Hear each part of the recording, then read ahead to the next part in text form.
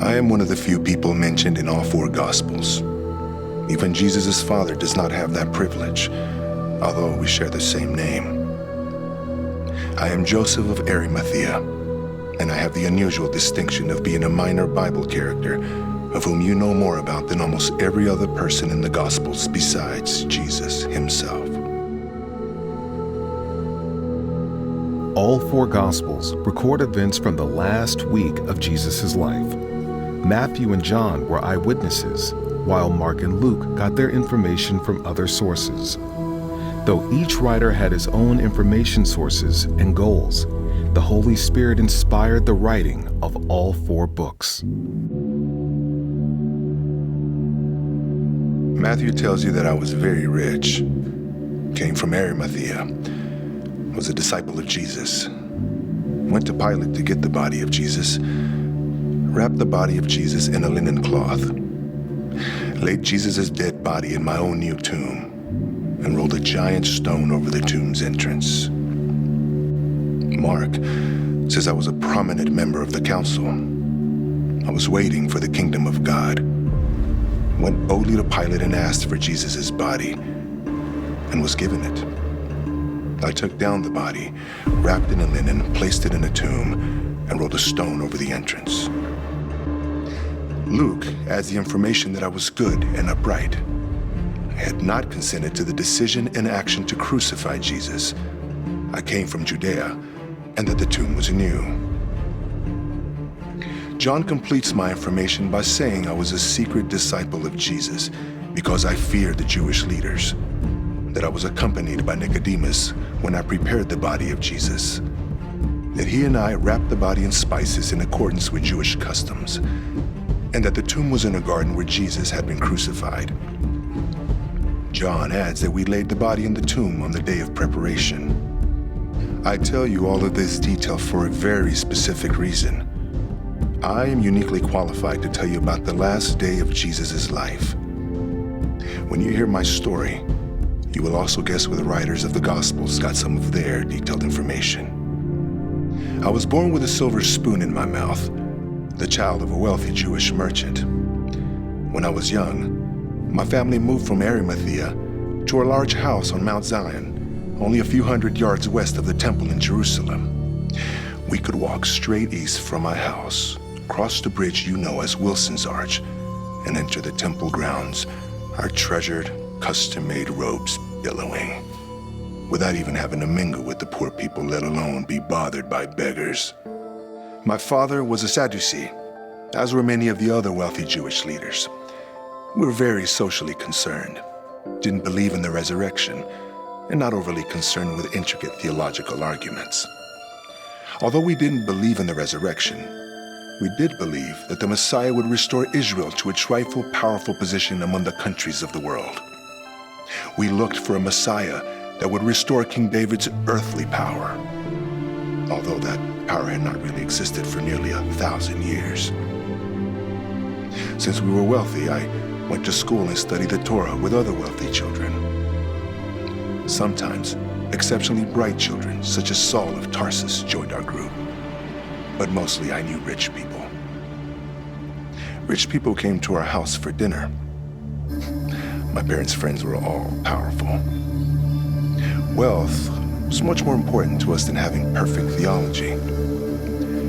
We paid poor rabbis to be concerned about theology for us, just as some of you modern people pay your preachers to think about theology for you.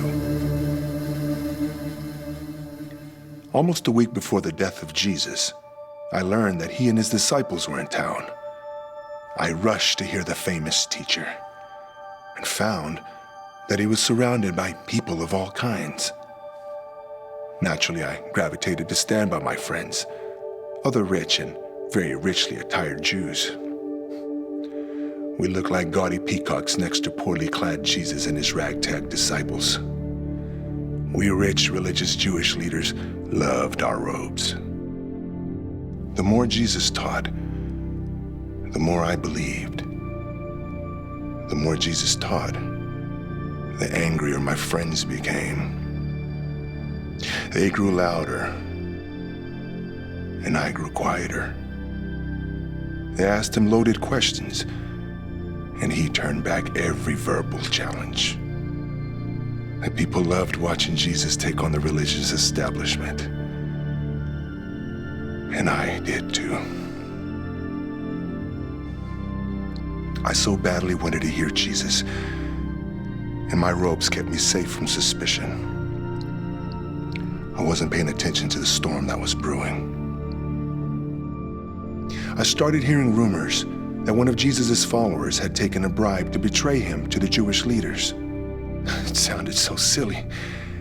Why would such powerful men be afraid of a homeless preacher? On Thursday night, I celebrated Passover with my entire family. Like other rich people, we had a choice lamb and used expensive cups and plates. I have to admit that while the service was going on, I didn't notice any difference in it than the many others I had attended in my life. My life was as normal as could be.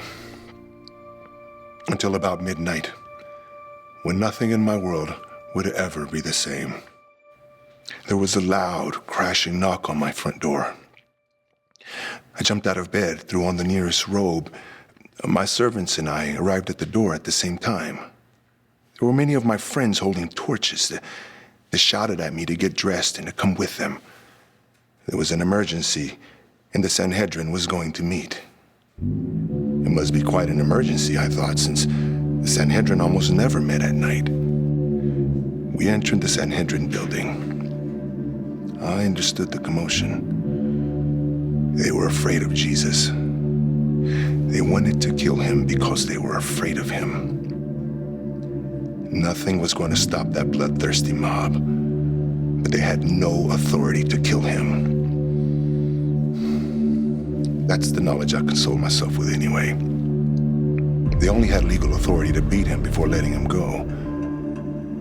I settled in for a long trial, and that is what I got. Witness after witness, their testimonies conflicted or were patently false, but they kept calling them. Out of frustration, the leaders called to take Jesus to Pilate and ask for a sentence of death. It was daybreak. Almost everybody in the room voted yes. But not me. I was too cowardly to object, but I did not vote for it. I was sure that Pilate would see his innocence and let Jesus go. I knew Pilate from some of my business dealings, and I knew him to be a smart, honest man. He was so stubborn that he would never give in to the demands of the Jewish leaders. The sun rose. We took Jesus before Pilate, and our leaders asked to have Pilate crucify him. He had the authority to kill Jesus, whereas they did not. Pilate was known to crucify people for a lot less reason than appeasing the Jews, but he still was an honorable man. Jesus was tried before Pilate, and I heard the precious words from Pilate. I find no guilt in this man. That should have been the end of it. Pilate should have given him a light beating and let Jesus go. But he could not withstand the threats and pressure from the Jewish leaders. So he sent Jesus to Herod Antipas, the ruler of Galilee, for further examination, hoping the whole mess would go away. Herod Antipas tried to question Jesus, but Jesus just ignored his questions. Rather than be humiliated in front of everyone, Herod Antipas quickly sent him back to Pilate. Pilate repeatedly tried to release Jesus, but the leader's threats kept coming and coming. He had Jesus savagely beaten, hoping to satisfy the Jewish leaders, but that just inflamed them more. If Pilate would not kill Jesus, it would cause a riot among the people, and Pilate might lose his job. He gave in. Finally, Pilate gave in. He gave the order. Crucify Jesus. I could not believe it. The hate from the Jewish leaders was enough to kill an innocent man. I had done nothing to stop the travesty, and it was too late now to do anything. The fate of Jesus was sealed. He was going to be crucified, and most assuredly would die a gruesome, grisly death. I was humiliated and scared for me and for my people. We weren't sending a guilty man to his death, and there were few things that made God angrier than the shedding of the blood of an innocent man, especially if that innocent man turned out to be the very Son of God. Like the prophets before me, I prayed for my people and for myself. Some of the Jewish leaders followed Jesus to Golgotha, where he would be murdered, but most of us went to our homes. Shamefully. There was every reason for God to end our lives that day. As the hours passed and the sky darkened and an earthquake happened, I believed we were all going to die. And we deserved to. A messenger came to my house and told me that the massive curtain, 60 feet high and thick, massive curtain in the temple had been torn in half from top to bottom. I knew that only God could have done such a thing. God had abandoned his temple and would never return. I could not stand it any longer. I rushed out of my house, followed by a few of my most dedicated servants. In less than 15 minutes, I reached a horrific scene. 3 men hanging on crosses.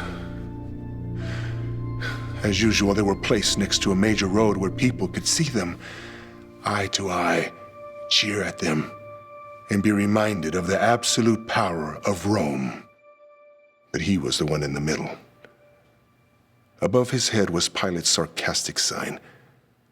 "This is Jesus, the King of the Jews." There was a small crowd of women nearby, staring at Jesus. But unlike typical Jewish women, they were praying instead of wailing. I rushed up, just as a Roman soldier jabbed his spear into Jesus' side. Involuntarily, from somewhere deep within me, I don't know where, a scream emerged. I kept it in. I couldn't let something like that happen with who I was, who I represented. No. Then, I watched in morbid fascination as blood and water shot from the hole inside his side. He didn't feel the spear. Jesus was already dead. With his death, with my fear of who I was and what I was becoming, and the difference between them died too. Just vanished. I nodded to an officer who stood nearby and instructed him to follow me to Pilate. He was afraid to abandon his post, but he was more afraid of a wild-eyed rich Jew with unknown intentions headed to see his boss. On the way, I realized that both Pilate and the Jewish leaders had a big problem. What would they do with the body of Jesus? Romans typically left the bodies of the crucified to rot on the cross as a deterrent to future criminals. But Pilate would be ashamed to have that body stay in the public eye since he knew Jesus was innocent. The Jewish leaders were obligated to have the body buried within 24 hours after death. But they wanted to disassociate themselves from Jesus' death and just have the whole matter go away quietly. When my small entourage reached Pilate's garden, I just walked in. I guess Pilate's bodyguards thought the officer with me was under orders to report. Plus, they were familiar with me from my past dealings with Pilate. When I entered the room, Pilate just gave me a questioning look. I said, "Please, give me the body of the innocent man." The officer confirmed that Jesus was dead, and Pilate gave his body to me. I was sure Pilate was appreciative that I was removing a sign of his shameful action. Back we went to Golgotha, where the officer instructed his soldiers to remove the dead Jesus from the cross.